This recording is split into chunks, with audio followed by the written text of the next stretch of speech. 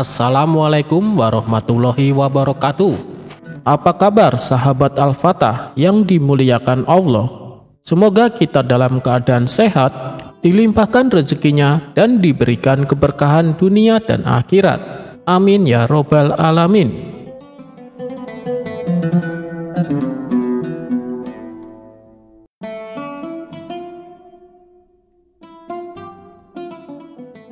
Di Baghdad yang sibuk, ada sebuah masjid tua yang megah. Kubahnya menjulang tinggi dan menara azannya selalu syahdu menyerukan panggilan sholat 5 waktu. Namun ada satu hal yang mengganjal hati Abu Nawas setiap kali ia sholat di sana. Barisan sholat, terutama di saf depan, selalu dipenuhi para tetua desa. Rambut mereka memutih, punggung mereka membungkuk, dan langkah mereka lambat. Sementara itu, barisan di belakang atau bahkan di luar masjid sangat jarang terlihat pemuda. Abu Nawas mengamati fenomena ini selama berhari-hari. Ia melihat para pemuda lebih asik berkumpul di kedai kopi, tertawa riang bermain catur, atau sibuk dengan urusan dunia mereka. Mereka seolah tak tergerak oleh panggilan azan yang merdu. Suatu hari, setelah sholat asar, Abu Nawas menghampiri seorang tetua yang sedang berzikir. "Assalamualaikum Pak Haji," sapa Abu Nawas. "Saya melihat fenomena yang aneh di masjid kita ini. Mengapa hanya para tetua seperti kita yang rajin memakmurkannya? Kemana perginya para pemuda?" Pak Haji menghela napas. "Waalaikumsalam Abu Nawas. Itu memang pertanyaan yang sudah lama mengganjal hati saya juga. Mereka itu sibuk dengan dunia mereka, pekerjaan, perniagaan, atau mungkin terlalu asik dengan kesenangan fana," jawab Pak Haji. Abu Nawas mengangguk. "Apakah hanya itu alasannya? Atau ada yang lain?"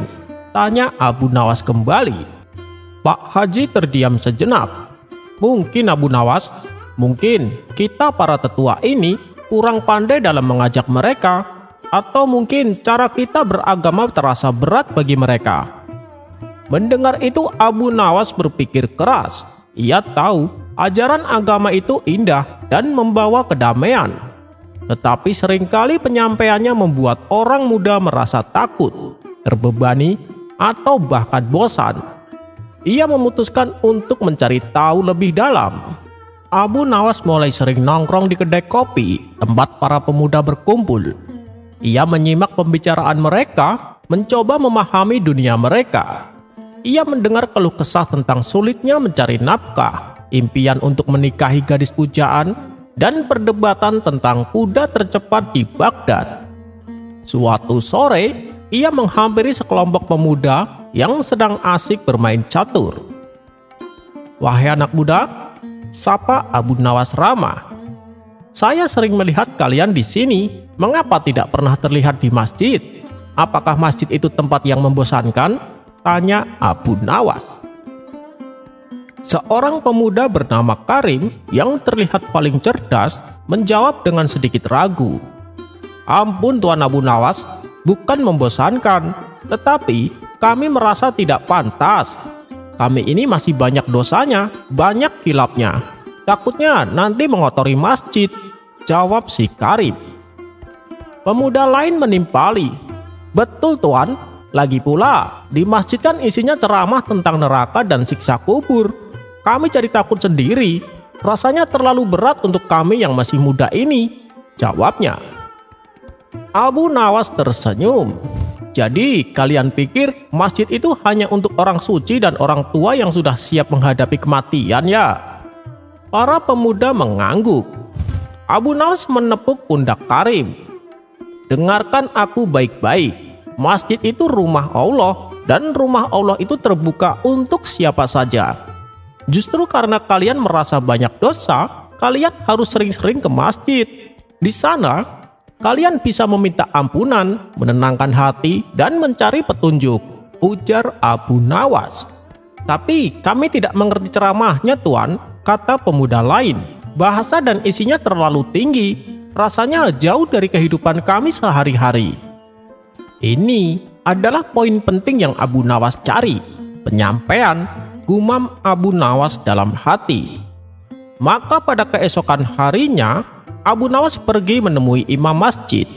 Ia menyampaikan semua keluhan para pemuda. "Wahai imam," kata Abu Nawas, "saya dengar para pemuda menganggap masjid kita ini seperti rumah sakit khusus orang tua yang hanya membahas penyakit akhirat. Mereka merasa tidak punya tempat di sana." Mendengar itu imam masjid terkejut. "Benarkah begitu Abu Nawas? Lalu apa yang harus kita lakukan?" tanya imam masjid. "Begini imam, mulai besok biarkan saya yang mengisi khutbah Jumat, dan untuk beberapa hari ke depan saya akan mengisi kajian setelah sholat asar," usul Abu Nawas. Imam ragu. "Tapi Abu Nawas, Anda bukan seorang ustadz atau ulama," ujar imam masjid. "Tidak perlu menjadi ulama untuk berbicara dari hati ke hati.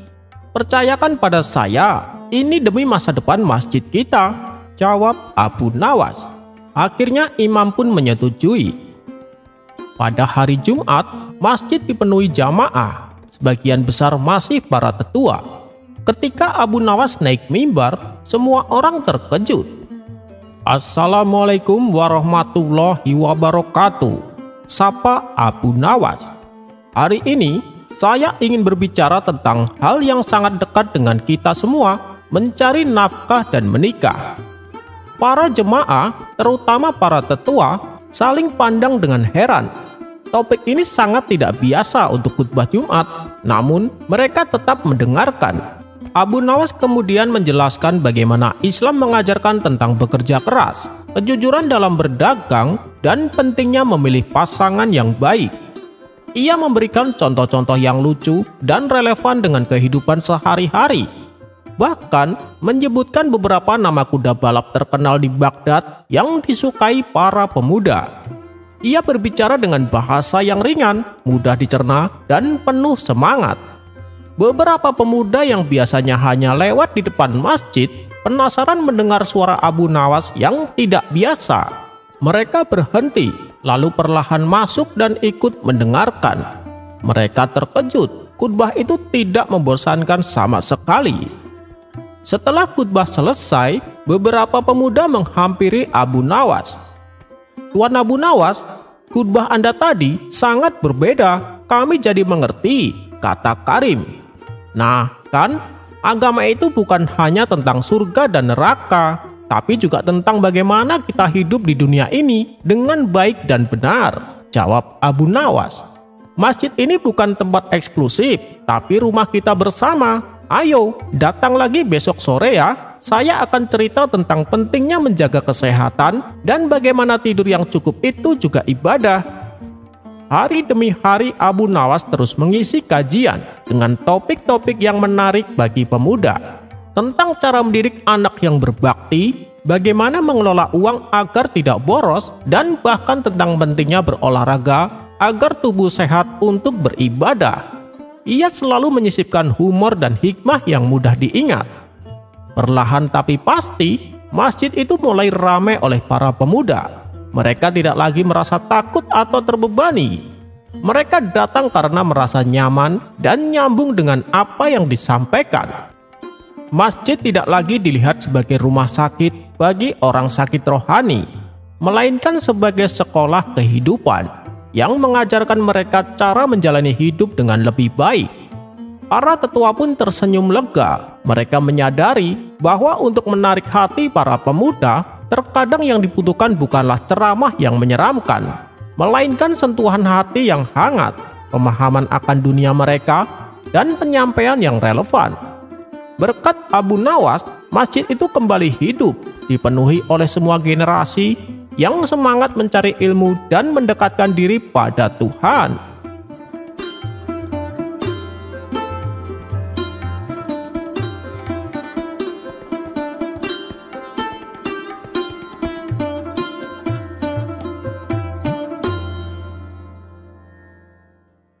Abu Nawas mampu membutakan dan menyembuhkan mata wanita yang pengaruhi istrinya.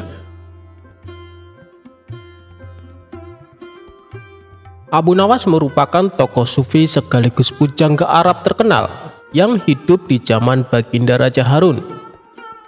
Bukan hanya itu, Abu Nawas juga dikenal seorang yang cerdas dan cerdik serta berperangai baik, sehingga tidak heran kalau Baginda Raja kagum padanya. Bukan hanya itu, Abu Nawas juga merupakan sosok yang bijak dalam menyelesaikan permasalahan yang dihadapinya. Dikisahkan di kehidupan rumah tangga Abu Nawas terbilang cukup sederhana. Sedangkan jika Abu Nawas ingin kaya, ia bisa saja mewujudkannya karena hubungan Abu Nawas dengan Baginda Raja cukup dekat. Sudah berulang kali Baginda Raja menawarkan jabatan di istana dengan gaji yang lumayan besar. Namun Abu Nawas selalu menolaknya. Abu Nawas lebih memilih menjadi masyarakat biasa dengan kehidupan yang sederhana. Saking sederhananya, tidak ada barang mewah yang terdapat di dalam rumah Abu Nawas. Meski demikian, Abu Nawas selalu bersyukur dengan apa yang dimilikinya. Kesederhanaannya ini ia terapkan juga kepada istri dan anak-anaknya. Bukan hanya itu, Abu Nawas juga selalu mendidik keluarganya dengan ajaran agama, sehingga keluarga Abu Nawas terkenal di masyarakat sebagai keluarga yang religius. Dalam keseharian di dalam rumah saja, Abu Nawas menerapkan kebiasaan baik dan sesuai tuntunan agama. Kebiasaan tersebut adalah ketika Abu Nawas akan masuk rumah, ia selalu mengucapkan salam. Dan setelah masuk ke dalam rumah, ia pun tak lupa mengucapkan Alhamdulillah. Begitu juga dengan sang istri maupun anak-anaknya. Mereka senantiasa dididik oleh Abu Nawas supaya menerapkan kebiasaan baik itu. Suatu hari, saat Abu Nawas pulang dari hutan guna mencari kayu bakar, ia mengetuk pintu rumahnya dan mengucapkan salam. Namun tak ada jawaban sama sekali dari dalam rumahnya. Dengan perasaan was-was, Abu Nawas masuk ke dalam rumah untuk mencari keberadaan istrinya. Betapa kagetnya Abu Nawas, ia melihat istrinya yang sedang duduk termenung di pojokan ruangan. Alhamdulillah, ternyata istriku baik-baik saja, batin Abu Nawas. Tapi Abu Nawas heran, kenapa sang istri tidak membalas salamnya. Wahai istriku, kenapa kau tidak menjawab salamku? Tanya Abu Nawas. Sang istri hanya terdiam, tatapan matanya seperti sedang memandang kegundahan. Melihat perubahan sikap istrinya, membuat Abu Nawas pun cemas. Ada apa denganmu, wahai istriku? Mengapa tiba-tiba kamu seperti ini? Tanya Abu Nawas khawatir. Sang istri lalu menoleh ke arah Abu Nawas dengan mata yang berkaca-kaca. Wahai suamiku, orang-orang yang dekat dengan Baginda Raja semuanya hidup enak, kebutuhannya selalu terpenuhi, sedangkan kita, sampai kapan kita akan terus begini?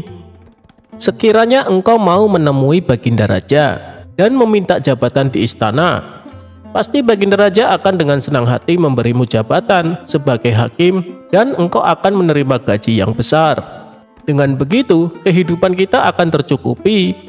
Apapun kebutuhan yang kita inginkan pasti akan terwujud, tutur sang istri. Perkataan istrinya itu membuat Abu Nawas kaget. Kenapa kau bicara seperti itu? Tidak tahukah engkau dengan hari perhitungan di akhirat kelak bila kita hidup dalam kemewahan? Hal itu justru akan menjadi beban kita saat ditanya dari mana kita mendapatkan dan dikemanakan harta kita yang banyak itu, ujar Abu Nawas. Tapi raut kesedihan masih terlihat jelas di wajahnya. Abu Nawas pun kemudian berdoa, Ya Allah, siapa yang hendak merusak rumah tanggaku melalui istriku, maka butakanlah matanya. Beberapa hari kemudian, saat Abu Nawas sedang berzikir, datanglah seorang wanita asing ke rumahnya. Abu Nawas lalu mempersilahkan duduk di ruangan tempat ia biasa menerima tamunya. Ada perlu apa, Bu? Tanya Abu Nawas. Mata saya tiba-tiba buta, Tuan. Padahal selama ini saya tidak pernah merasakan keluhan sakit pada mata saya, jawab wanita itu. Keluhan wanita tersebut mengingatkan Abu Nawas akan doanya tempo hari. "Apakah Anda sering menemui istri saya?" tanya Abu Nawas. "Iya Tuan Abu, saat Anda tidak di rumah, saya sering menemui istri Tuan untuk mengajaknya ngobrol," jawab wanita tersebut. "Doakanlah saya Tuan agar saya sembuh dari kebutaan ini," pinta si wanita. "Saya akan mendoakan untuk kesembuhan matamu, tapi setelah itu saya minta kepadamu untuk tidak lagi mencampuri urusan rumah tanggaku. Jangan kau hasut istriku supaya hidup dalam kemewahan," tegas Abu Nawas. Si wanita itu pun kaget mendengarnya. Ia tak menyangka Abu Nawas mengetahuinya. "Maafkan saya Tuan, memang beberapa hari ini saya sering membujuk istri Tuan agar dia meminta kepada Tuan bersedia menjadi hakim istana," balas wanita tersebut. "Perbuatanmu saya maafkan, tapi jangan keulangi lagi," kata Abu Nawas menasehati. Kemudian Abu Nawas mendoakan si wanita agar disembuhkan dari penyakit kebutaan. Beberapa hari kemudian wanita itu dapat kembali melihat seperti sedia kala, dan ia tak lagi berani mempengaruhi istri Abu Nawas.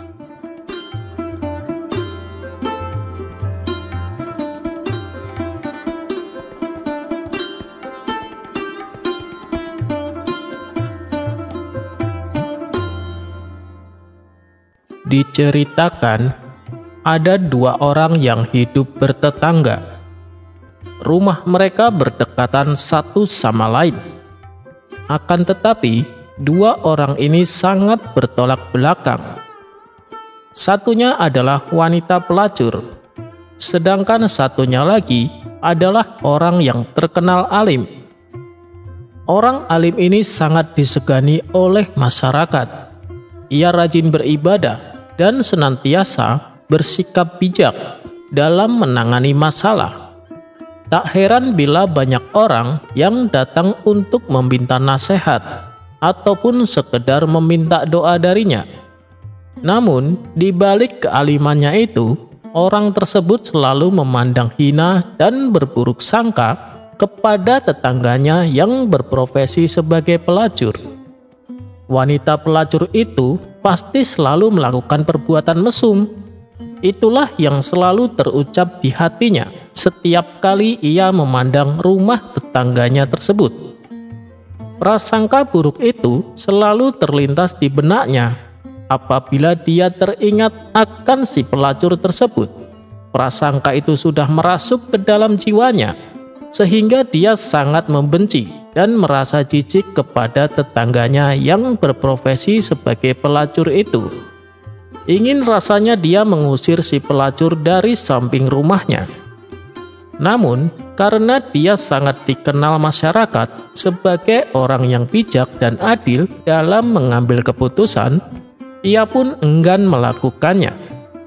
Karena ia takut dinilai masyarakat bahwa dirinya tidak bijak dalam mengambil keputusan. Sedangkan si wanita pelacur tetangganya itu, setiap kali melihat rumah orang alim tersebut, hatinya selalu bergejolak dan bergetar. Penyesalan dan tangisan yang mendalam selalu tersimpan di hatinya. Dalam batinnya si pelacur selalu berkata, "Betapa mulianya engkau, wahai orang alim. Engkau adalah hamba yang alim dan bijaksana, sementara aku, hidupku berkelimang dengan lumuran dosa.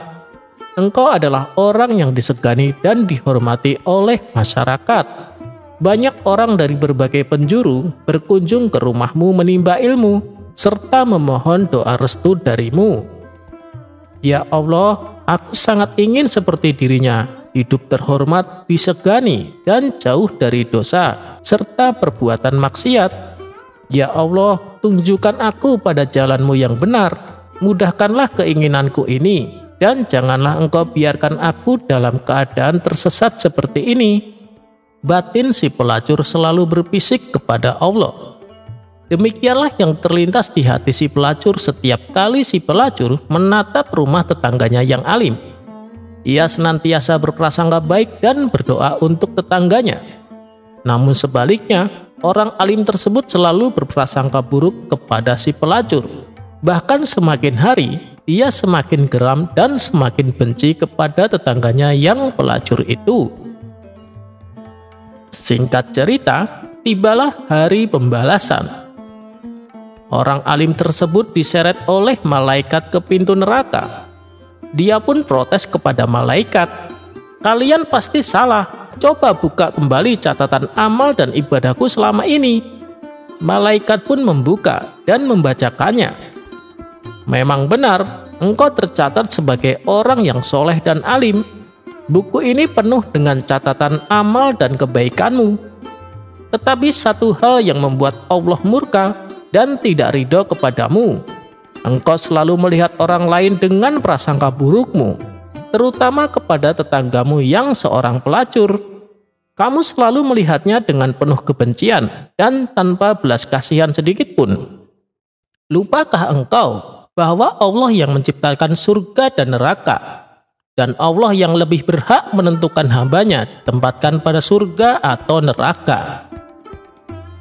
Sementara itu, di sisi lain si pelacur yang tetangganya orang alim tadi justru diantarkan malaikat menuju pintu surga.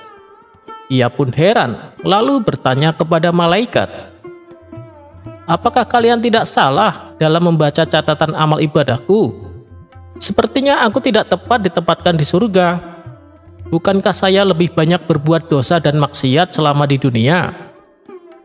Lalu malaikat menjawab, "Memang benar, catatanmu selama ini selalu berbuat maksiat dan berbuat dosa. Namun ada satu hal kecil yang nampaknya sepele tetapi sering diabaikan manusia. Justru itu yang membuat Allah ridho dengan perilaku hambanya. Engkau selalu menaruh harapan yang baik kepada Allah dan selalu berprasangka baik terhadap sesama manusia, terutama kepada tetanggamu yang orang alim itu. Engkau selalu mendoakan dan selalu berprasangka baik terhadapnya. Ketahuilah, Allah yang menciptakan surga dan neraka, dan dialah yang berhak untuk menentukannya." Kisah ini mengajarkan kepada kita agar senantiasa berprasangka baik kepada siapapun, meskipun yang kita lihat adalah orang yang hina dan berlumuran dosa. Perbuatan maksiat yang disertai rasa berdosa adalah lebih mulia dibandingkan melakukan ketaatan yang disertai rasa bangga dan kesombongan. Lebih baik menjadi pendosa yang selalu menangisi dosa-dosanya daripada menjadi orang alim yang sombong dengan ilmunya. Kisah ini terdapat dalam kitab Al-Hikam Ibnu At-Taila.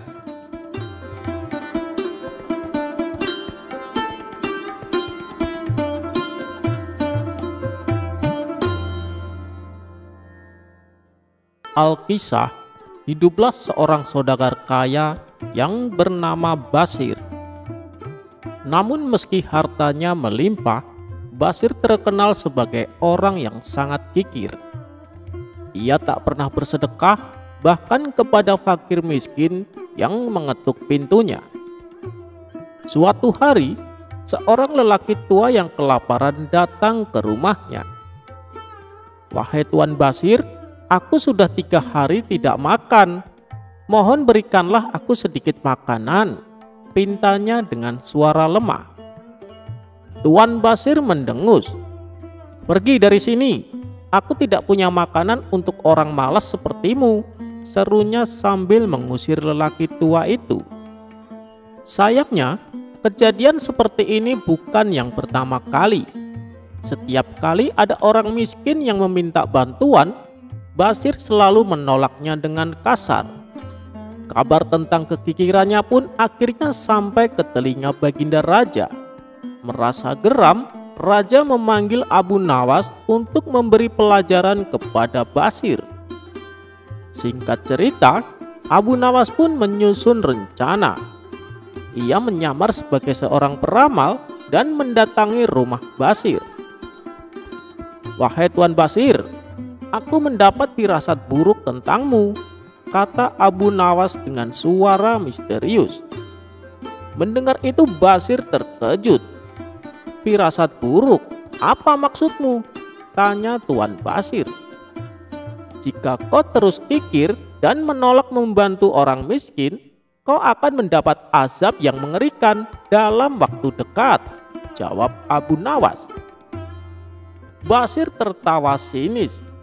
Omong kosong, aku sehat dan kaya raya. Apa yang bisa terjadi padaku? Ujar Basir dengan sombongnya. Namun, sejak saat itu, hal-hal aneh mulai terjadi. Malam itu, Basir terbangun karena mendengar suara aneh di rumahnya. Tolong, tolong. Suara itu terdengar seperti rintihan orang kelaparan. Basir pun merinding. Ia berusaha mengabaikannya, tetapi suara itu semakin keras. Tiba-tiba, genteng rumahnya berjatuhan, lampu minyak padam sendiri, dan pintu lemari berderit tanpa sebab. Ketika ia melihat ke cermin, wajahnya tampak mengerikan, matanya cekung, tubuhnya tampak kurus seperti orang kelaparan. Ia pun berteriak panik, "Apa yang terjadi padaku?" Dan pada keesokan harinya, Basir bergegas menemui Abu Nawas yang masih menyamar sebagai peramal. "Apa yang harus aku lakukan agar terbebas dari azab ini?" tanya Basir dengan wajah pusat. Abu Nawas tersenyum. "Azab ini hanya bisa hilang jika kau mau mengubah sifatmu. Mulailah bersedekah dan membantu orang miskin dengan ikhlas." Tanpa ragu, Basir segera membagi-bagikan hartanya kepada fakir miskin. Ajaibnya, semakin banyak ia memberi, semakin lega hatinya, dan wajahnya kembali seperti semula. Dari hari itu, Basir menjadi seorang dermawan, dan ia akhirnya menyadari bahwa kebahagiaan sejati bukan terletak pada harta, melainkan dalam berbagi kepada sesama.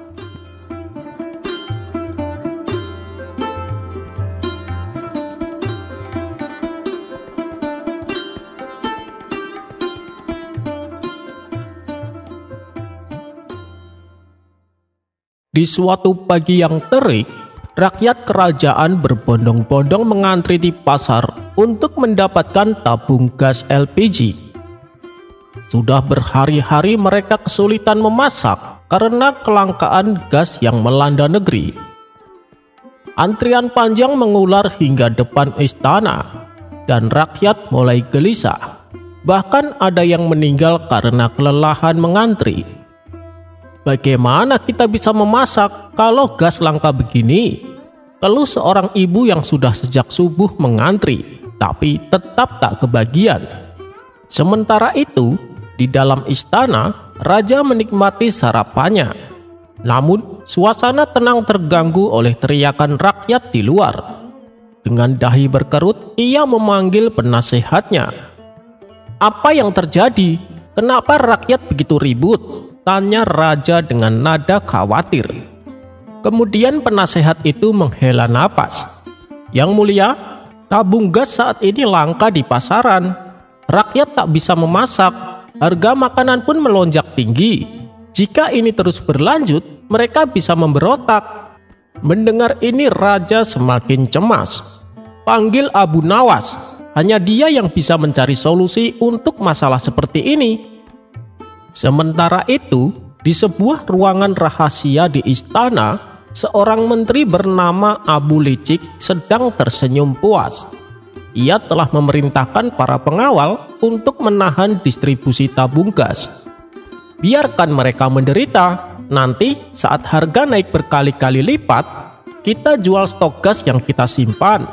Keuntungan besar akan menjadi milik kita," kata Abu Licik sambil tertawa serakah. Para pengawal hanya bisa mengangguk takut.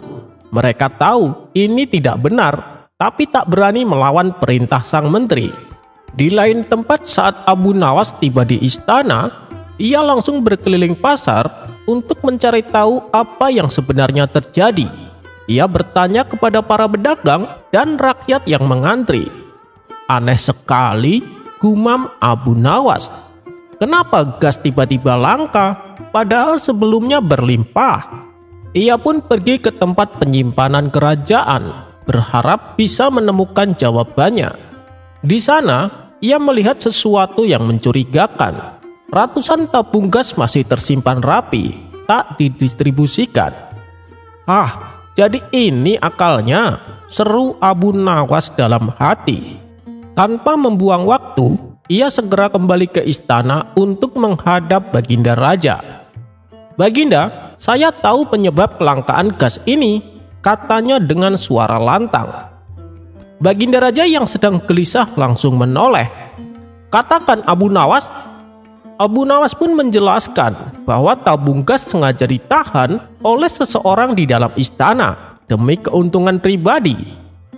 "Siapa yang berani melakukan ini?" bentak Baginda Raja emosi.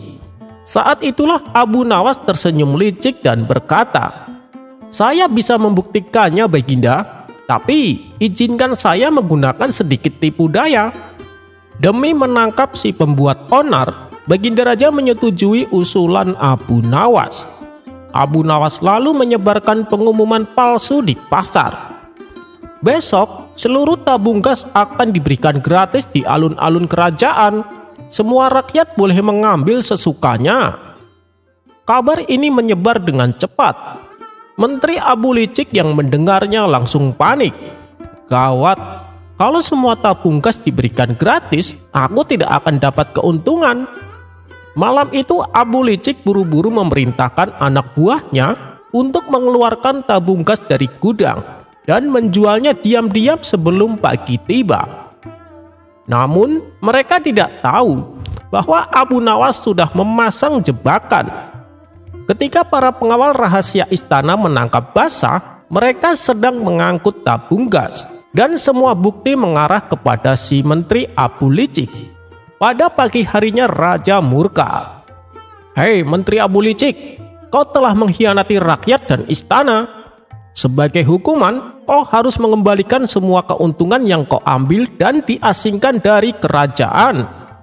Abu Licik hanya bisa gemetar ketakutan sebelum akhirnya diusir oleh pasukan kerajaan.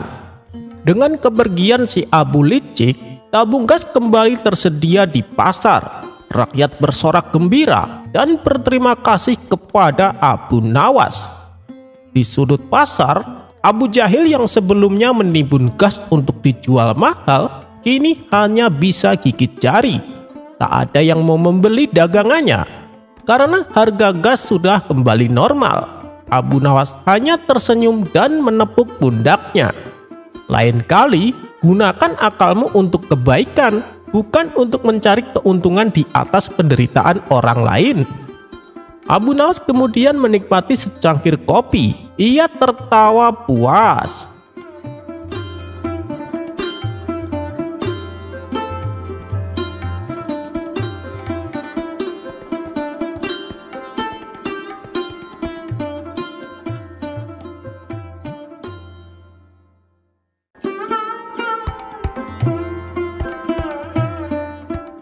Assalamualaikum warahmatullahi wabarakatuh. Apa kabar Sobat Radio Malam? Semoga kita semua dalam keadaan sehat, dilancarkan rezekinya dan diberi keberkahan dunia dan akhirat. Amin ya robbal alamin.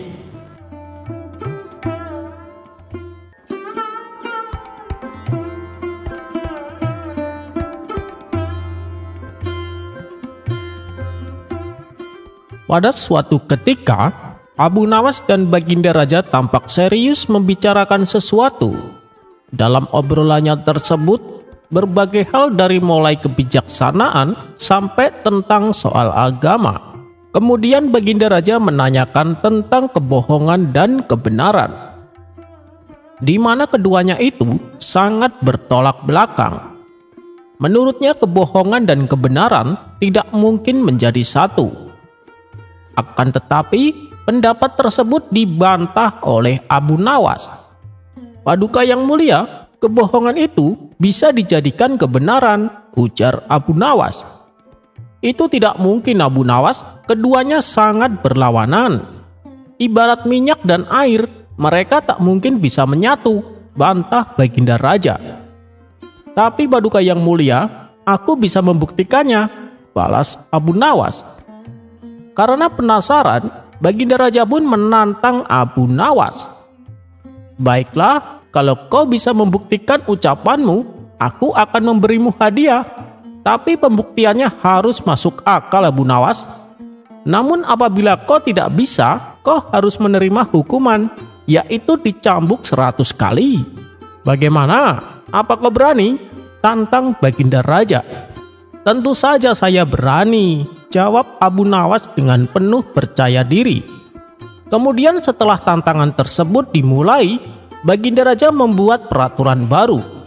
Bagi siapa saja yang ingin menghadap Baginda Raja akan ditanya maksud dan tujuannya. Apabila berbohong, maka akan dicambuk 100 kali. Namun apabila jujur, akan diizinkan. Dan semenjak peraturan tersebut diterapkan, hanya beberapa pejabat istana yang berani menemui Baginda Raja.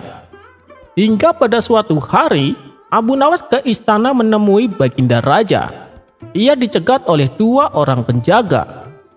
"Tuan Abu, apa tujuanmu kemari?" tanya salah satu penjaga. "Aku akan dicambuk 100 kali oleh Baginda Raja," jawab Abu Nawas. Mendengar itu kedua penjaga merasa heran. "Loh, memangnya Tuan Abu melakukan kesalahan?" tanya si penjaga. "Tidak, sama sekali aku tidak bersalah," jawab Abu Nawas. "Kalau tidak bersalah, mana mungkin akan dicambuk? Tuan, lebih baik Tuan jujur saja. Apa tujuan Tuan menghadap Baginda Raja?" tanya penjaga istana. "Aku ini sudah jujur. Kalau aku tidak jujur, aku pasti akan dicambuk 100 kali karena dianggap telah berbohong," terang Abu Nawas. Maka bertambah bingunglah penjaga tersebut. Melihat kondisi yang demikian, Baginda Raja lantas mendatangi Abu Nawas. "Woi, kenapa kalian? Kenapa Abu Nawas tidak dipersilahkan masuk?" tanya Baginda Raja. "Ampun Paduka yang mulia, kami bingung. Lebih baik Paduka tanyakan sendiri kepada Abu Nawas," jawab penjaga istana. "Wahai Abu Nawas, jelaskan padaku, apa yang membuat kedua penjaga itu bingung?" tanya Baginda Raja. "Begini Paduka yang mulia, tadi mereka bertanya apa tujuanku datang kemari. Lalu aku jawab, tujuanku akan dicambuk 100 kali, jawab Abu Nawas. "Oh, jadi kamu menyerah? Kamu tidak bisa membuktikan ucapanmu, bukan?" tanya Baginda Raja. "Tidak Paduka, justru kedatangan saya kemari untuk membuktikan ucapanku," jawab Abu Nawas. "Lalu kenapa kau bilang akan dicambuk? Berarti kau telah berbohong, Abu Nawas." "Sesuai dengan peraturan, bagi siapa saja yang berbohong akan dihukum cambuk 100 kali, jelas Baginda Raja." "Saya tidak bohong Paduka, saya kesini untuk dihukum cambuk. Kalau tidak percaya, silahkan hukum saya, cambuk saya 100 kali, balas Abu Nawas. Perkataan Abu Nawas tersebut membuat Baginda Raja kebingungan. Kalau ia menghukum Abu Nawas, berarti ia membenarkan kebohongan. Tapi tujuan Abu Nawas ke istana untuk dihukum cambuk. Setelah berpikir cukup lama, akhirnya Baginda Raja pun menyerah. "Wahai Abu Nawas, sebenarnya mana perkataanmu yang bohong dan mana perkataanmu yang benar?" tanya Baginda Raja. "Paduka yang mulia, itu yang namanya kebohongan bisa dijadikan sebuah kebenaran. Dengan demikian, saya sudah membuktikan apa yang tempo hari saya ucapkan, bahwa kebenaran dan kebohongan meskipun bertolak belakang, tapi bisa menyatu," jelas Abu Nawas. Baginda Raja pun tertegun dengan penjelasan Abu Nawas, dan sesuai perjanjian, Abu Nawas mendapat hadiah berupa pundi-pundi uang.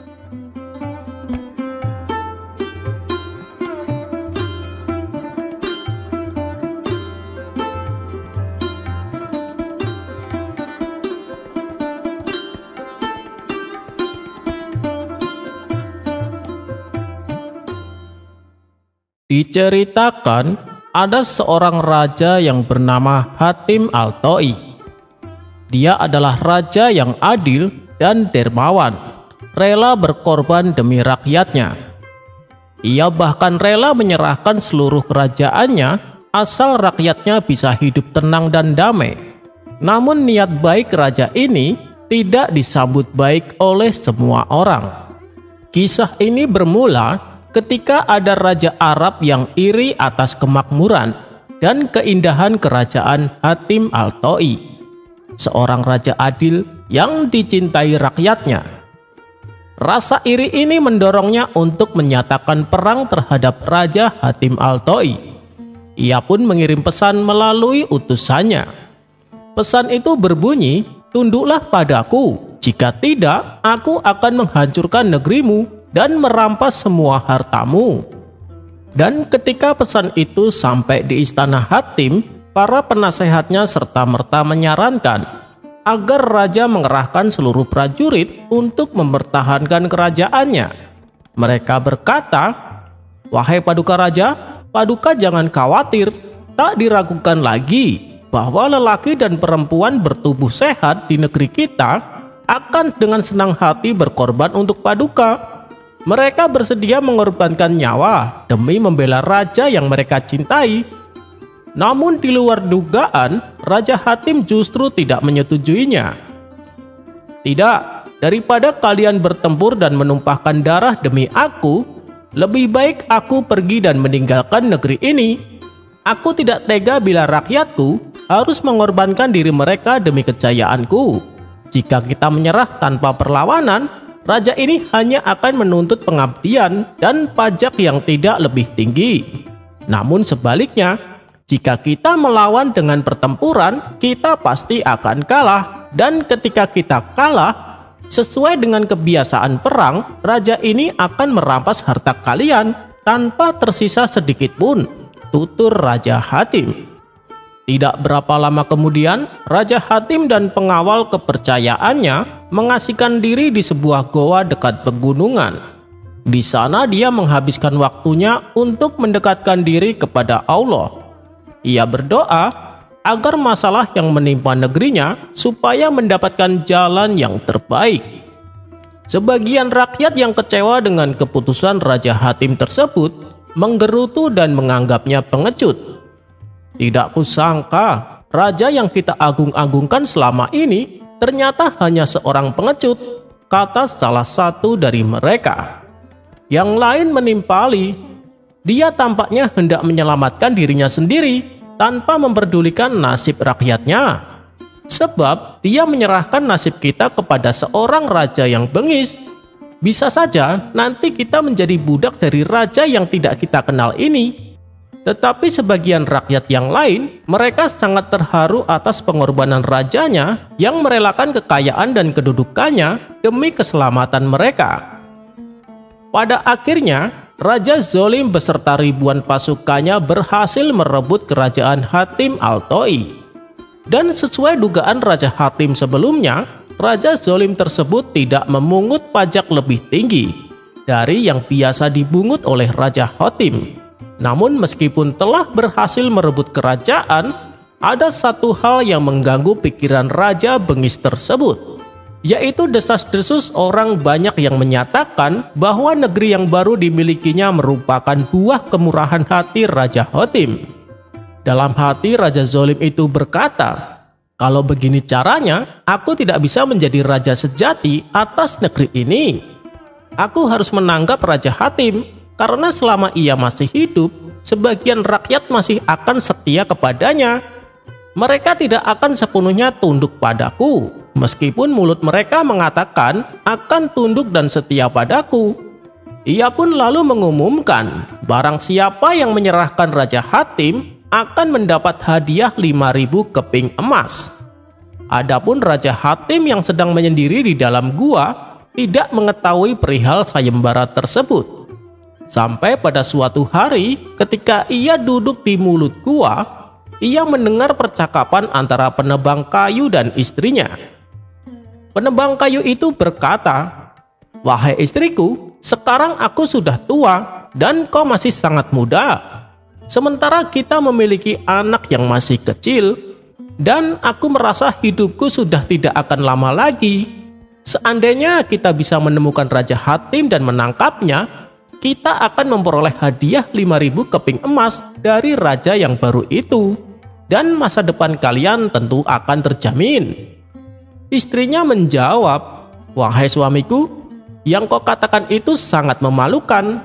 Lebih baik aku dan anak kita kelaparan daripada tangan kita bernodakan darah dari orang yang paling murah hati sepanjang masa, yang mengorbankan segalanya bagi kebaikan kita." Lelaki penebang kayu membalas, "Bagaimanapun aku punya tanggung jawab. Lagi pula dari hari ke hari semakin banyak orang yang menganggap Hatim itu pengecut. Dan saat ini mereka pasti sedang mencari keberadaannya." Setelah mendengar percakapan keduanya, Raja Hatim segera menghampiri mereka dan berkata, "Aku adalah Hatim, serahkan aku pada raja baru itu dan ambil uang hadiahmu," kata Raja Hatim. Melihat kehadiran Raja Hatim yang tiba-tiba membuat keduanya terkejut. Penebang kayu itu pun merasa malu. Ia tak menyangka betapa besar pengorbanan rajanya. Ia rela ditangkap agar keluarga penebang kayu bisa mendapatkan kehidupan yang lebih layak. Hingga tak terasa air mata si penebang kayu menetes. "Tidak, wahai Paduka yang mulia, hamba tak mungkin tega menyerahkan Paduka," kata penebang kayu menahan tangisnya. "Kalau kau tidak menyerahkanku, aku akan menyerahkan diriku pada raja dan mengaku bahwa kau telah membantuku bersembunyi. Dengan begitu kau akan dihukum karena berkhianat," ucap Raja Hatim. Akan tetapi suami istri tersebut tetap tidak mau melakukannya. Di saat mereka berbicara, datang sekelompok orang yang sedang memburu dan mencari keberadaan Raja Hatim. Begitu mengetahui ada Raja Hatim, mereka segera menangkapnya dan dibawa ke istana. Adapun lelaki si penebang kayu mengikutinya dari belakang dengan perasaan sedih. Ketika sampai di istana, masing-masing orang dalam kelompok tersebut mengaku dirinya sebagai penangkap si Hatim. Akan tetapi Hatim membaca keraguan pada diri raja yang zalim itu. Ia pun meminta izin untuk berbicara. "Ketahuilah wahai raja, aku ditangkap oleh lelaki penebang kayu ini, bukan oleh kelompok orang itu. Karena itu, berilah kepada orang tua ini hadiahnya dan lakukan apa yang kau mau atas aku."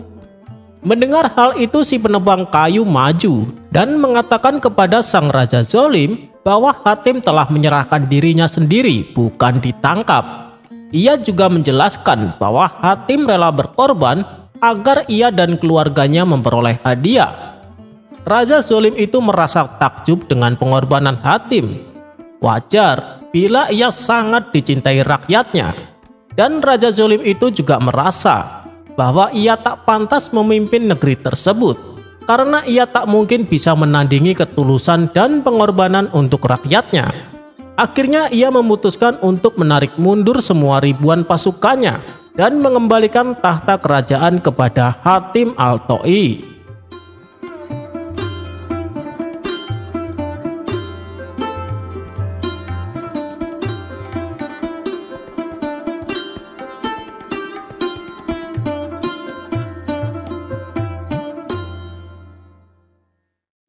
Suatu hari Baginda Raja mengundang 3 orang ilmuwan yang paling pintar di kota Baghdad. Tak lupa Abu Nawas juga turut serta diundang. Kemudian Baginda Raja bertanya kepada 3 ilmuwan tersebut, "Penemuan apa yang sudah kalian ciptakan?" Ilmuwan pertama mengatakan bahwa ia sedang melakukan penelitian membuat benda yang ajaib. "Apa nama bendanya?" tanya Baginda Raja. "Saya belum memberinya nama, Paduka. Tapi dengan penemuan saya nanti, orang-orang bisa berkomunikasi meskipun jaraknya berjauhan," kata ilmuwan pertama memberitahu. "Wah, hebat sekali. Kira-kira kapan benda itu bisa terwujud?" tanya Baginda Raja. "Saya akan usahakan secepatnya, Paduka," jawab ilmuwan pertama. "Baiklah, lalu bagaimana denganmu?" tanya Baginda Raja kepada ilmuwan kedua. "Saya sedang melakukan penelitian membuat benda yang tak kalah ajaibnya," jawab ilmuwan kedua. "Oh ya? Apa nama bendanya? Tanya Baginda Raja. Maaf Paduka, saya juga belum memberinya nama. Tapi yang pasti, dengan benda penemuan saya, nanti orang-orang bisa terbang seperti burung, kata ilmuwan kedua. Luar biasa. Kapan benda itu bisa terwujud? Tanya Baginda Raja. Ini membutuhkan waktu yang cukup lama Paduka. Mengingat penemuan yang sedang saya teliti bukanlah penemuan sembarangan, ujar ilmuwan kedua. Bagus, kalau kau butuh apa-apa, bilang saja padaku. Lalu bagaimana denganmu? Tanya Baginda Raja kepada ilmuwan ketiga. Sama Paduka, saya sedang melakukan penelitian, membuat benda yang sangat bermanfaat, jawab ilmuwan ketiga. Oh ya, apa kegunaan benda tersebut? Tanya Baginda Raja. Dengan benda yang saya teliti nanti, pada malam hari akan terang seperti siang hari. Ruangan istana akan terang benderang, jalanan kota Baghdad juga akan terang. Meskipun langit di atas masih gelap, kata ilmuwan ketiga memberitahu. Wah, sungguh menakjubkan. Sudahkah kau beri nama benda itu? Dan kira-kira kapan benda itu jadi? Tanya Baginda Raja. Karena ini masih tahap penelitian, saya belum memberinya nama Paduka. Dan saya juga belum bisa memastikan kapan benda itu terwujud, kata ilmuwan ketiga. Dengan tersenyum Baginda Raja berkata kepada mereka, kalian semua memang ilmuwan yang pintar. Saya bangga dengan kalian, puji Baginda Raja. Ketiga ilmuwan tersebut juga saling memuji dengan penemuannya masing-masing. Sementara Abu Nawas yang sedari tadi duduk terdiam, tiba-tiba dikagetkan oleh sebuah pertanyaan. Wahai Abu Nawas, bagaimana denganmu? Apa yang sudah kau temukan? Ledek salah satu ilmuwan. Alah, paling-paling dia menemukan benda yang bisa membuat keledai bernyanyi, timpal ilmuwan lainnya. Spontan mereka pun tertawa terpingkal-pingkal. Begitu pula dengan Baginda Raja. Merasa dirinya dipermalukan, Abu Nawas segera mengeluarkan jurusnya. Penemuan kalian tidak ada apa-apanya bila dibandingkan dengan penemuanku, kata Abu Nawas. Oh ya, apa itu? Ledek mereka sambil tertawa. Aku bisa menciptakan sebuah benda yang super ajaib, di mana dengan benda tersebut orang-orang bisa berjalan menembus dinding. Bukan hanya menembus dinding, tapi juga bisa menembus besi dan kaca, tutur Abu Nawas. Seketika ilmuwan tersebut terkejut mendengarnya. Mana mungkin, itu sangat mustahil, dan kami juga tak pernah melihat kau melakukan sebuah penelitian, kata mereka. Penemuan saya ini tidak perlu penelitian, bahkan saya bisa membuatnya sekarang. Tidak seperti kalian, disuruh membuktikannya tapi tidak bisa. Alasannya masih dalam penelitian, ujar Abu Nawas. Baginda Raja yang juga mendengar obrolan mereka, merasa penasaran dengan penemuan Abu Nawas. Benarkah Abu Nawas? Kau tidak bohong kan? Tanya Baginda Raja. Benar Paduka yang mulia, jawab Abu Nawas dengan nada serius. Adapun ketiga orang ilmuwan tadi juga penasaran dengan penemuan Abu Nawas. Mereka pun lalu bertanya, apa kau yakin bisa menciptakan benda yang bisa membuat orang menembus dinding dan besi? Dengan penuh percaya diri Abu Nawas menjawab, tentu saja bisa, dan akan aku buktikan sekarang, jawab Abu Nawas. Semakin bertambah kagumlah mereka mendengarnya. Luar biasa, apa nama benda penemuanmu? Tanya mereka kembali. Nama bendanya adalah pintu, jawab Abu Nawas cengengesan. Spontan Baginda Raja tertawa terpingkal-pingkal mendengarnya. Kurang ajar, kita telah dikerjai Abu Nawas, kata mereka dengan nada kesal. Tawa Baginda Raja pun semakin keras melihat reaksi ketiga orang ilmuwan tersebut. Dan dengan masih tertawa, Baginda Raja kembali berkata, kalian boleh lebih pintar dari Abu Nawas, tapi ketahuilah, kalian tak akan bisa mengalahkan akal cerdiknya.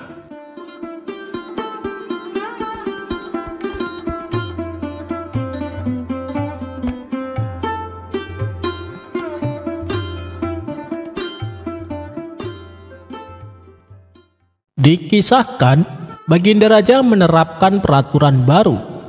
Barang siapa yang berkata kasar akan dihukum 1 bulan penjara. Setelah peraturan tersebut berjalan, kini suasana kota Baghdad menjadi ramah dan murah senyum. Orang-orang saling tegur sapa dengan perkataan yang santun. Suatu ketika, saat Abu Nawas jalan-jalan ke tepian sungai, ia melihat seorang kakek sedang memancing ikan. Abu Nawas pun tertarik dan mendekati si kakek tua. "Lagi apa, kek?" tanya Abu Nawas berbahasa basi. "Dasar tolol, kau lihat kan aku sedang mancing?" jawab kakek tua. Sontak Abu Nawas kaget dengan jawaban yang kasar. Tapi ia mencoba untuk bersabar. "Udah dapat ikannya, kek?" tanya Abu Nawas kembali. "Belum, tolol, berisik, banyak omong kamu," jawab kakek tua. "Emang umpannya apa, kek?" tanya Abu Nawas. "Ya pakai cacing lah, tolol," jawab kakek tua. "Pantesan gak dapat-dapat, coba pakai biji kurma, kek," saran Abu Nawas. "Loh, emang bisa?" tanya kakek tua. "Ya nggak bisa lah, tolol," balas Abu Nawas. Saking kagetnya baru dibodohin sama orang, si kakek tua pun jatuh pingsan. Seseorang yang melihat hal itu segera melaporkan kepada Baginda Raja. Maka dibawalah Abu Nawas untuk diadili. "Apa benar kau telah berkata kasar?" tanya Baginda Raja. "Benar, Paduka Yang Mulia," jawab Abu Nawas. "Kenapa kau lakukan itu? Apalagi kepada kakek tua? Kasihan dia sampai pingsan, Abu Nawas," ujar Baginda Raja. "Loh, saya kan hanya membalas perkataan dia, Paduka," saut Abu Nawas. "Apapun alasannya, kau tetap harus dihukum, Abu Nawas," timpal Baginda Raja. "Kalau saya dihukum, berarti kakek tua itu juga harus dihukum, Paduka," protes Abu Nawas. "Aduh, Abu Nawas, sama kakek tua saja kau tega menuntutnya," sesal Baginda Raja. "Paduka panggil saja dia, nanti Paduka akan tahu sendiri," terang Abu Nawas. Kemudian dipanggillah kakek tua tersebut untuk diadili. "Maaf ya, kek, kakek tahu kenapa dipanggil ke sini?" tanya Baginda Raja. "Tolol, tentu saja saya tahu," jawab kakek tua. Sontak Baginda Raja terkejut mendengarnya. "Hei kek, tolong bahasanya yang sopan, barangkali kakek bisa kembali muda," kata Baginda Raja. "Loh, emang bisa?" tanya kakek tua penasaran. "Ya gak bisa lah, tolol," jawab Baginda Raja emosi. Melihat reaksi Baginda Raja, Abu Nawas tertawa terpingkal-pingkal. "Bagaimana, Paduka? Apakah sidang ini mau diteruskan? Kalau begitu, kita bertiga sama-sama akan masuk penjara karena telah berkata kasar," ucap Abu Nawas sambil terus tertawa. Baginda Raja yang masih kesal dengan kakek tua memilih untuk meninggalkan ruang sidang.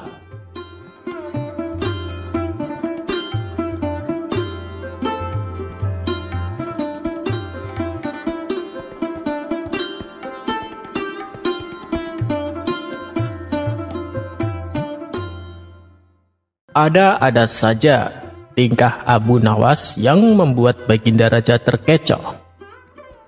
Sudah berulang kali Baginda Raja mencoba memberi hukuman kepada Abu Nawas. Tapi karena akal cerdiknya, Abu Nawas selalu berhasil lolos dan selamat. Bahkan sayembara yang paling ekstrim pun dengan mudahnya diakali oleh Abu Nawas. Sayembara tersebut adalah Abu Nawas dikubur hidup-hidup. Bagaimana ini bisa terjadi dan cara apa yang Abu Nawas gunakan sehingga ia bisa selamat? Berikut kisah selengkapnya.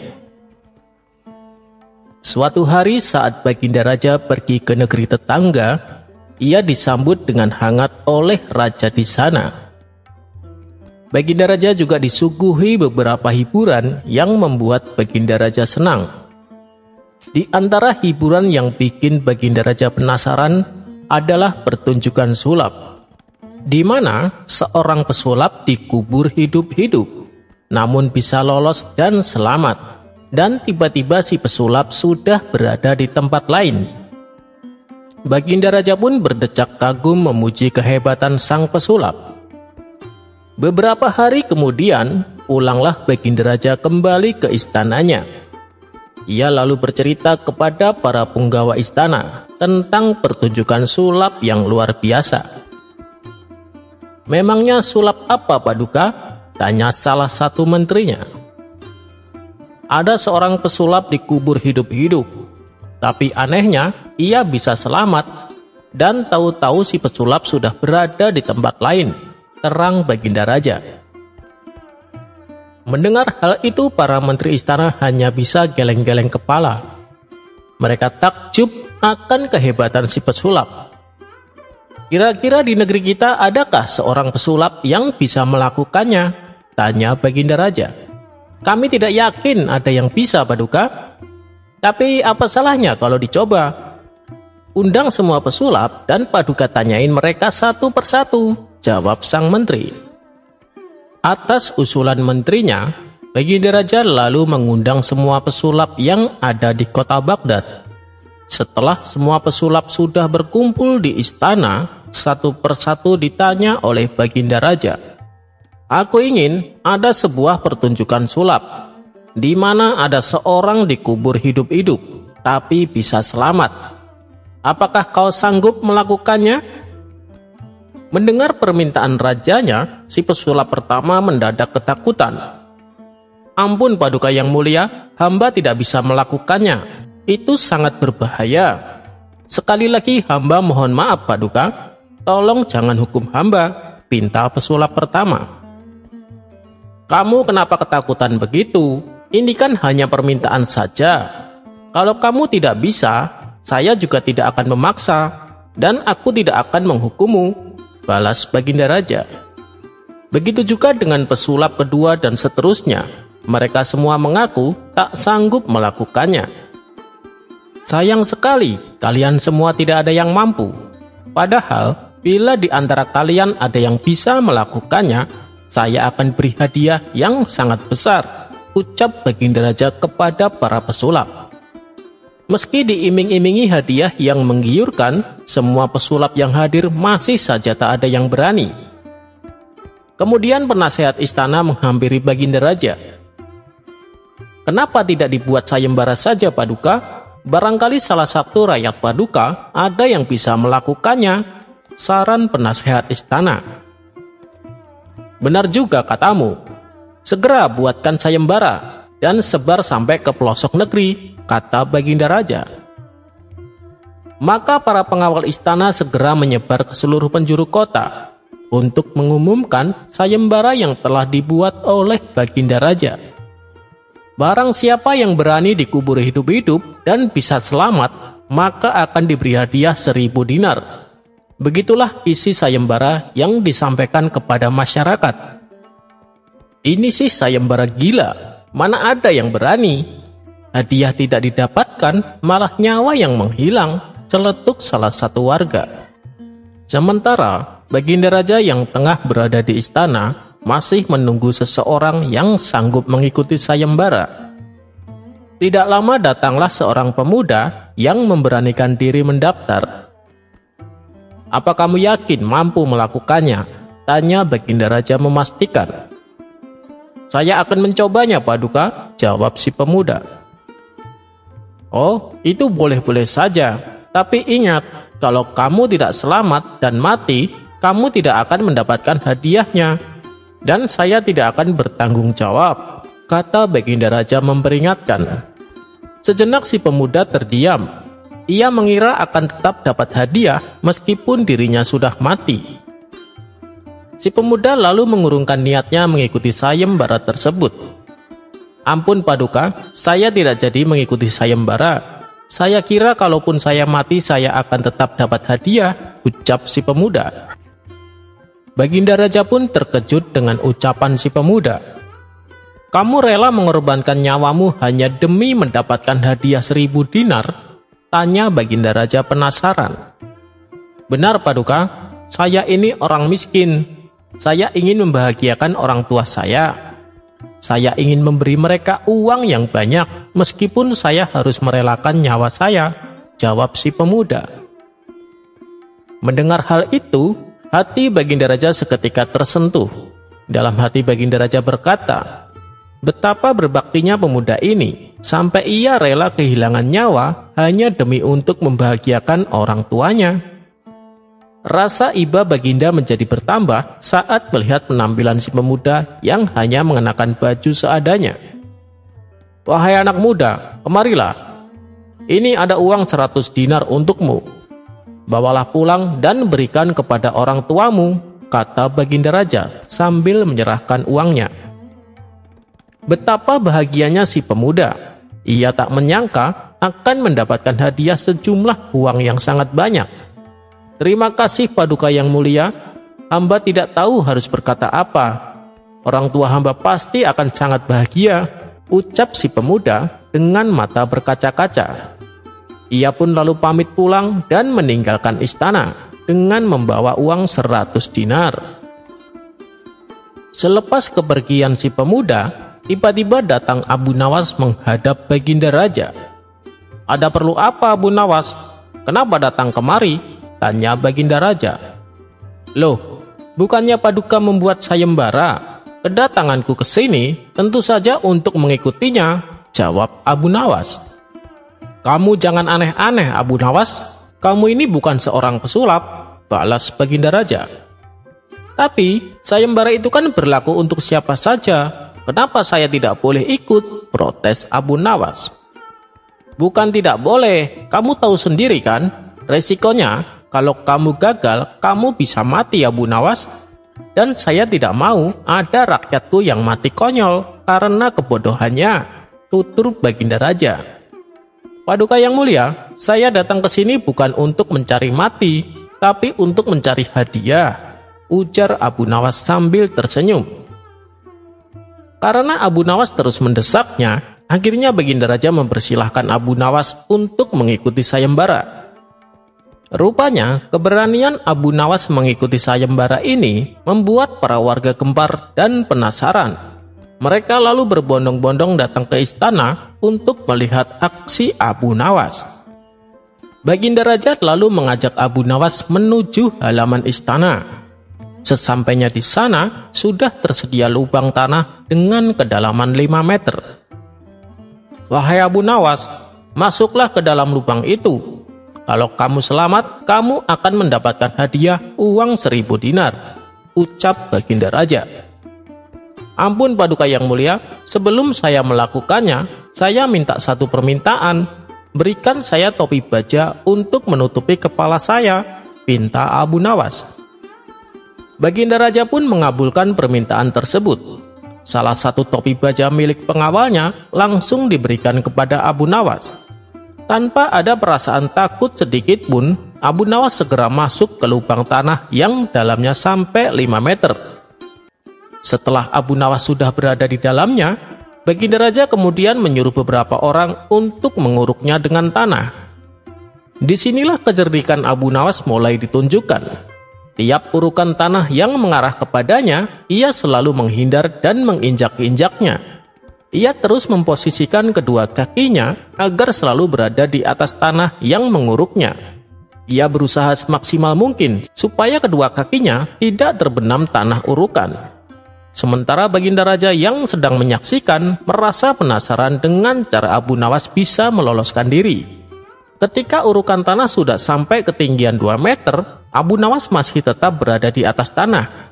Hingga akhirnya lubang tanah yang dalamnya 5 meter ini sudah tertutup rapat. Urukan tanah rata dengan permukaan, sedangkan Abu Nawas dengan tenangnya berdiri di atas tanah urukan tersebut. Wahai Paduka yang mulia, lihatlah, saya selamat dan masih hidup, teriak Abu Nawas. Baginda Raja pun tertawa terpingkal-pingkal dengan kelakuan Abu Nawas. Baginda Raja tak menyangka dengan cara Abu Nawas yang sangat konyol tapi juga cerdik. Dan atas keberhasilannya, Abu Nawas selalu diberi hadiah sejumlah uang 1000 dinar.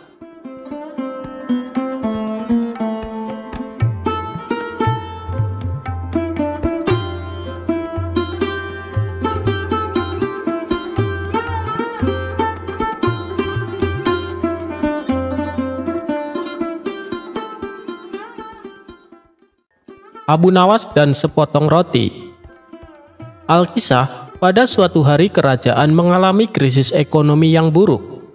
Karena sumber pendapatan kerajaan yang berasal dari pajak tidak memenuhi target. Kondisi kerajaan yang krisis ini membuat Baginda Raja geram. Kerajaan telah berhasil memperluas wilayahnya, namun krisis malah muncul dari pendapatan pajak.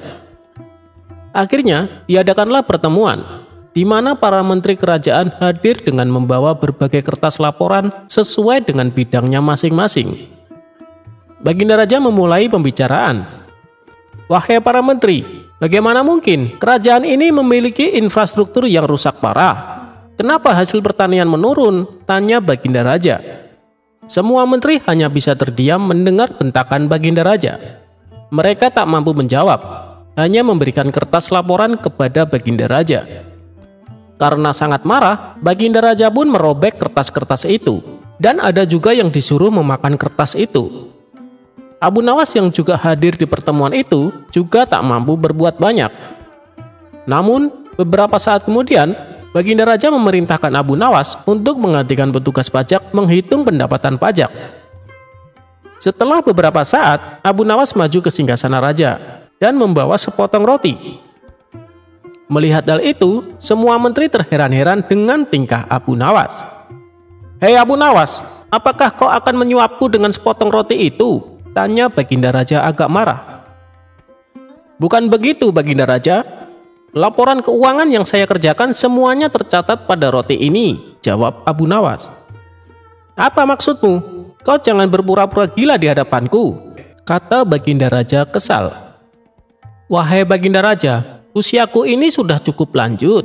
Aku tidak akan sanggup memakan kertas-kertas yang nantinya Anda sobek dan menyuruhku untuk memakannya. Jadi, semua laporan aku pindahkan pada roti ini," ucap Abu Nawas. Sebuah teguran yang halus dari Abu Nawas agar Baginda Raja lebih bijaksana dalam memimpin kerajaannya. Sejak saat itu pula, Baginda Raja tersadar bahwa tindakannya tidak benar karena telah menyuruh menterinya memakan kertas. Akhirnya, Baginda Raja merumuskan kembali perundang-undangan yang lebih memihak kepada rakyat kecil.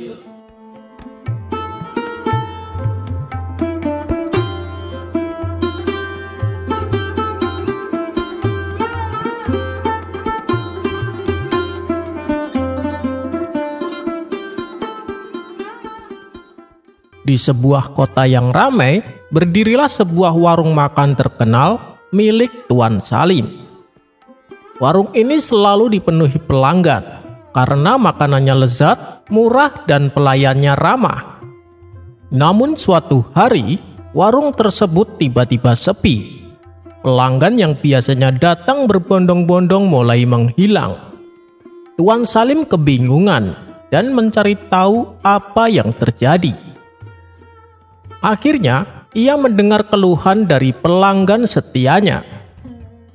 "Setiap aku datang, ada tukang parkir yang meminta uang.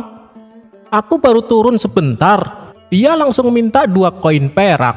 Kalau begini terus, lebih baik aku makan di tempat lain." Mendengar itu, Tuan Salim geram.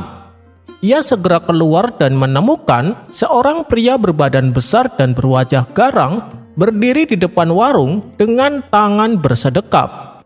"Hei, siapa kau? Kenapa meminta uang parkir di depan warungku?" tanya Tuan Salim. Pria itu tersenyum sinis. "Aku tukang parkir resmi di sini. Semua yang parkir keledainya harus membayar." "Resmi? Dari siapa? Ini jalan umum," bantah Tuan Salim. Si tukang parkir mendekat, menepuk bahu Tuan Salim dan berbisik, "Aku dilindungi oleh Tuan Menteri Istana. Jadi jangan macam-macam. Kalau kau melawan, kau bisa celaka." Mendengar itu Tuan Salim terperanjat. Rupanya si tukang parkir ini hanyalah pion dari seorang menteri istana yang tamak. Menteri itu ingin mendapatkan keuntungan dengan menarik pajak parkir dari rakyat secara ilegal. Tuan Salim merasa tak berdaya. Jika ia melawan, ia bisa mendapat masalah besar dengan pihak istana. Setelah berpikir agak lama, akhirnya Tuan Salim pergi menemui Abu Nawas untuk meminta bantuan. Setelah bertemu dengan Abu Nawas, Tuan Salim menceritakan apa yang sedang dialaminya. Abu Nawas mendengarkan cerita Tuan Salim dengan seksama. Kemudian ia tersenyum. Jadi tukang parkir yang merasa kuat karena dilindungi menteri tamak. Baik, aku punya cara untuk menyingkirkannya. Pada keesokan harinya, Abu Nawas duduk di dekat tukang parkir dan mulai mengamati. Setiap kali ada pelanggan datang, tukang parkir itu segera meminta uang parkir. Orang-orang semakin kesal dan memilih tidak jadi makan di warung tersebut. Saat itulah Abu Nawas berdiri dan berseru keras, "Dengar, wahai semua orang, mulai hari ini siapapun yang berdiri di tempat ini harus membayar pajak bayangan." Mendengar itu, si tukang parkir terkejut. "Hei, apa maksudmu?" bentak si tukang parkir. Kemudian Abu Nawas menjawab, "Ya, sama seperti kau yang meminta uang parkir di jalan umum. Aku pun akan meminta pajak bayangan kepada siapapun yang berdiri di sini, karena bayangan mereka jatuh di tanah yang aku tempati." Orang-orang di sekitar tertawa terbahak-bahak. Betul juga, kalau parkir di sini harus bayar, maka berdiri di sini juga harus bayar pajak bayangan, seru salah satu pelanggan. Si tukang parkir mulai panik. Tapi aku tak punya uang untuk membayar pajak bayangan." "Kalau begitu, pergi dari sini, atau setiap hari kau harus membayar pajak bayangan yang sama besar dengan uang parkir yang kau ambil dari pelanggan," jawab Abu Nawas. Si tukang parkir ketakutan dan lari terbirit-birit. Namun masalah belum selesai. Menteri tamak yang melindunginya pasti tidak akan tinggal diam. Dan benar saja, keesokan harinya Menteri tamak menghadap raja dan mengadu. "Baginda, Abu Nawas telah menciptakan hukum pajak bayangan yang aneh dan mengacaukan rakyat. Dia harus dihukum." Kemudian raja memanggil Abu Nawas dan bertanya, "Benarkah ini Abu Nawas?" Abu Nawas tersenyum dan menjawab dengan tenang, "Baginda, jika meminta uang parkir di jalan umum itu dibenarkan, maka meminta pajak bayangan pun masuk akal. Tetapi jika Baginda menganggap pajak bayangan adalah sesuatu yang tidak masuk akal, maka meminta uang parkir di jalan umum juga harus dianggap tidak masuk akal." Raja terdiam. Ia berpikir sejenak, lalu menatap Menteri Tamak dengan tajam. "Benar juga. Wahai menteriku, kau telah mencoba mencuri uang rakyat dengan cara licik. Mulai hari ini, segala pungutan liar dilarang."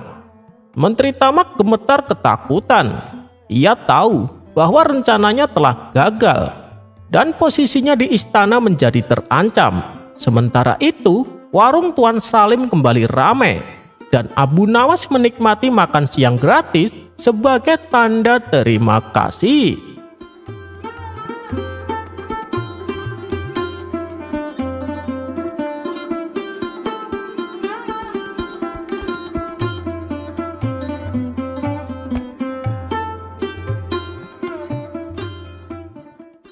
Seperti kita ketahui bahwa raja suka sekali menguji kecerdasan Abu Nawas. Menurutnya itu adalah sebuah hiburan yang bisa membuatnya tertawa. Oleh karena itulah, Baginda Raja tak henti-hentinya mengerjai Abu Nawas.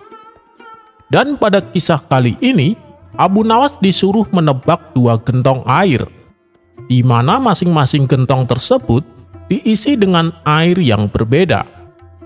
Yang satu berisi air panas, sedangkan satunya lagi berisi air dingin.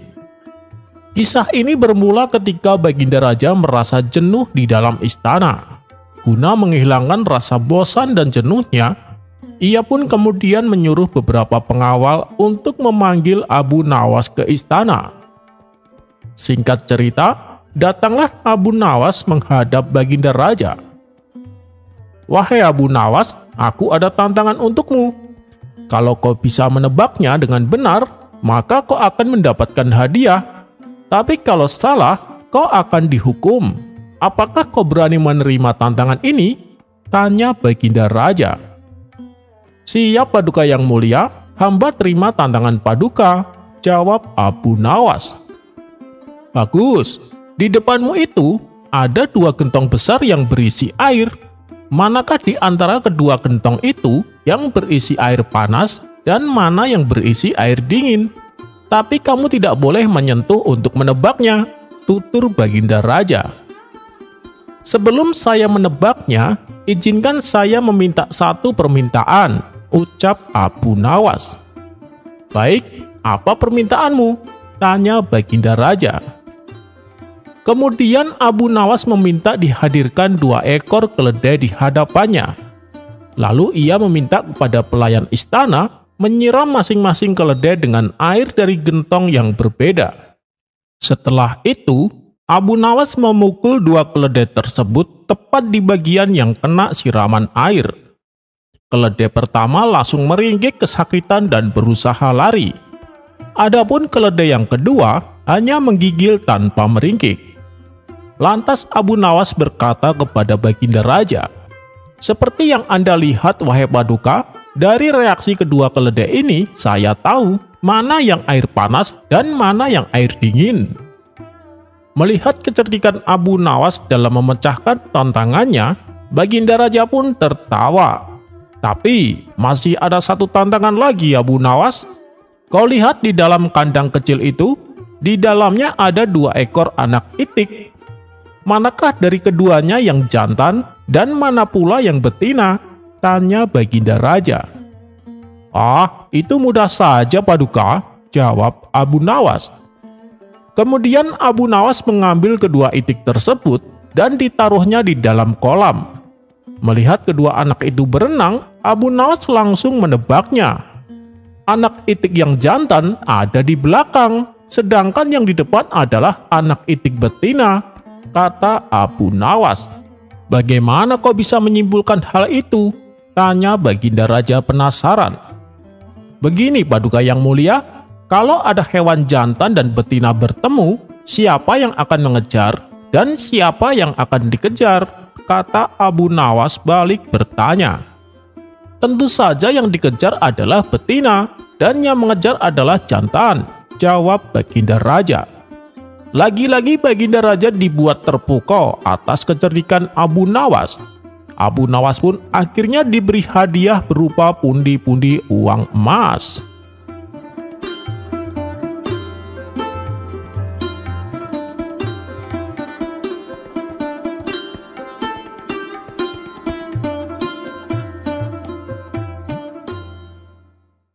Kala itu, ada seorang pencuri yang selalu membuat resah di pasar.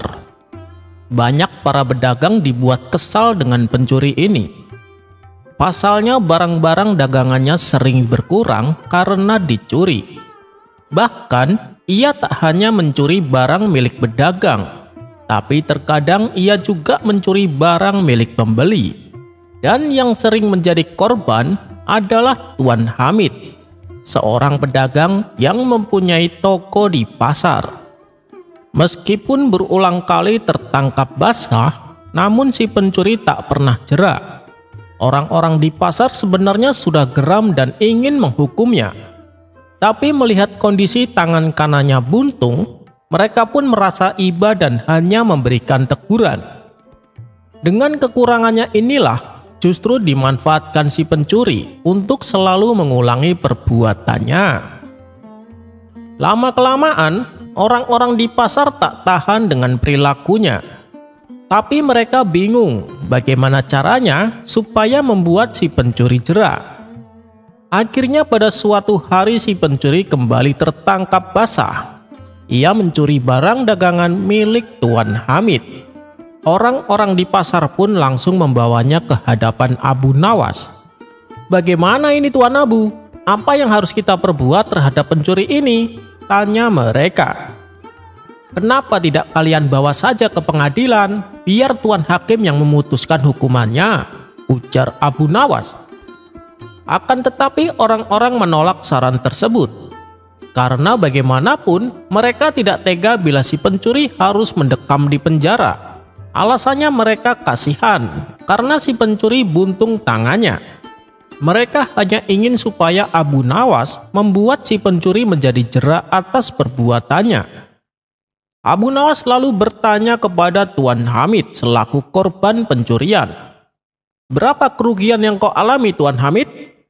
Tuan Hamid menjawab, "Kerugiannya sih tidak seberapa, tapi dia mencurinya hampir setiap hari." Kemudian Abu Nawas bertanya kepada si pencuri, "Sudah berapa kali kau tertangkap?" Si pencuri dengan santainya menjawab, "Sudah sering Tuan Abu." "Oh, begitu. Karena kau telah melakukan banyak kesalahan, maka aku akan memberimu hukuman," kata Abu Nawas. "Hukuman? Hukuman apa?" tanya si pencuri terkejut. "Hukumannya yaitu 100 kali cambukan," jawab Abu Nawas. Sontak si pencuri langsung ketakutan. "Apa Tuan Abu tega? Saya ini orang cacat Tuan. Lihatlah, tangan kanan saya buntung," balas si pencuri. "Jangan khawatir, saya akan berbuat adil seadil-adilnya. Hukumannya nanti dibagi 2 dengan Tuan Hamid," timpal Abu Nawas. "Maksudnya bagaimana Tuan Abu?" tanya si pencuri tak mengerti. 100 cambukan yang akan kau terima akan dibagi 2 dengan Tuan Hamid. Jadi masing-masing mendapat 50 cambukan, jelas Abu Nawas. Mendengar penjelasan tersebut, dalam hati si pencuri berkata, "Asik, dengan adanya hukuman ini tidak akan ada lagi korban yang akan melaporkanku, karena sama-sama akan mendapat hukuman," pikirnya. "Oh begitu, baiklah, saya setuju," saut si pencuri. Tuan Hamid yang mendengar hal itu tentu saja menolaknya. "Adil apanya? Masa aku yang menjadi korban harus menerima sebagian hukumannya?" protes Tuan Hamid. "Sudah, Anda turuti saja perintahku," balas Abu Nawas. Awalnya Tuan Hamid sangat keberatan, tapi ia menangkap sesuatu yang lain atas rencana Abu Nawas. Kemudian Abu Nawas memberikan cambuk dan meminta Tuan Hamid untuk mencambuk si pencuri sampai 50 kali. Si pencuri pun berteriak kesakitan. Setelah selesai menjalani hukuman, kini giliran si pencuri yang akan mencambuk Tuan Hamid. "Kurang ajar, sakit sekali tubuhku, akan kubalas dengan lebih keras lagi," pikir si pencuri.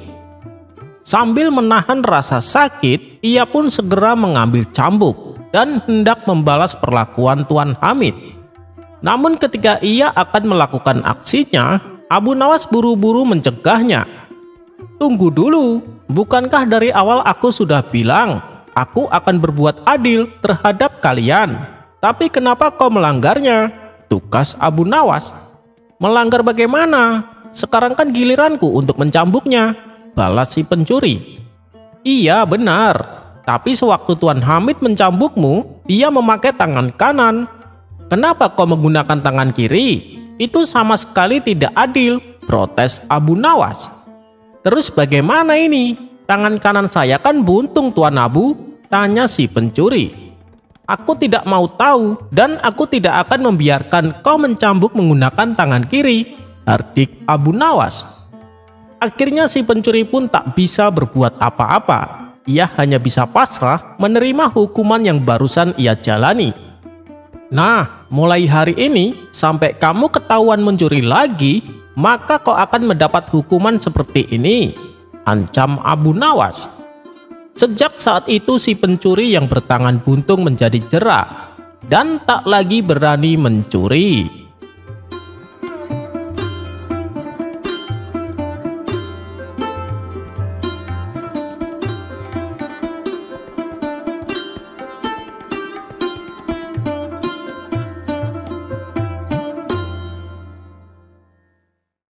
Meskipun antara Baginda Raja dan Abu Nawas seringkali saling mengerjai satu sama lain, namun di balik itu hubungan keduanya terjalin akrab.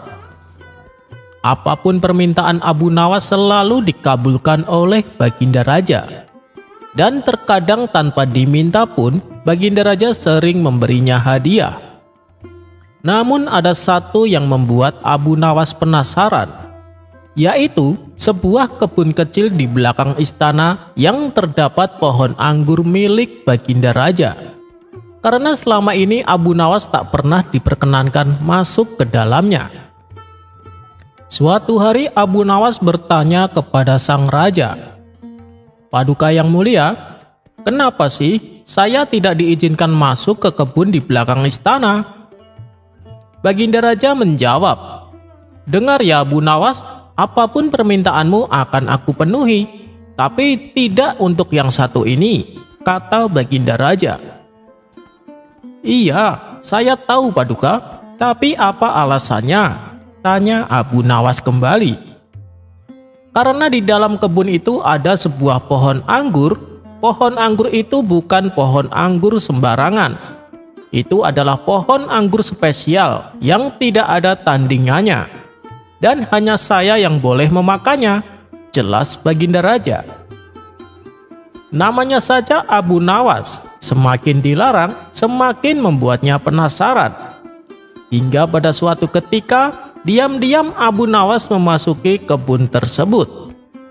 Di sana ia melihat satu pohon anggur yang sudah mulai berbuah. Tanpa pikir panjang, ia memetik beberapa buah dan mulai memakannya satu persatu.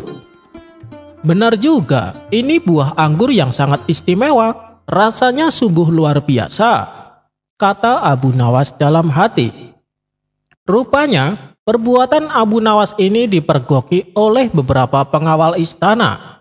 Ia pun ditangkap dan dihadapkan kepada Baginda Raja.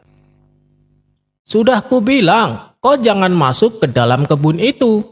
Kau pasti telah mencuri buah anggur," bentak Baginda Raja. "Tidak Paduka, saya hanya ingin memastikan saja apakah buah anggurnya sudah layak dimakan atau belum," jawab Abu Nawas. Melihat reaksi Abu Nawas yang kelihatan polos dan lugu, membuat Baginda Raja reda amarahnya. Karena walau bagaimanapun, Abu Nawas adalah satu-satunya orang yang bisa menghibur dirinya, dan sudah sepantasnya bila Abu Nawas ikut merasakan lezatnya buah anggur tersebut. "Baiklah Abu Nawas, kali ini kau kuampuni, tapi jangan kau ulangi perbuatanmu. Dan untuk menebus kesalahanmu, ada satu pertanyaan yang harus kau jawab dengan benar. Apabila salah, kau akan mendapat hukuman," tutur Baginda Raja. "Saya siap menjawabnya Paduka yang mulia," saut Abu Nawas. Kemudian Baginda Raja pun memulai pertanyaannya. "Apa yang bisa dilihat orang lain tapi saya tak bisa melihatnya? Dan apa yang tak bisa dilihat oleh orang lain tapi saya bisa melihatnya?" Tanpa pikir panjang, Abu Nawas langsung menjawabnya. Jawabannya adalah telinga. Orang lain bisa melihat telinga Paduka, tapi Paduka tidak bisa melihatnya. Dan Paduka bisa melihat semua telinga orang lain, sedang orang lain tersebut tak bisa melihatnya. Atas jawaban cerdik Abu Nawas ini, ia pun akhirnya lolos dari hukuman.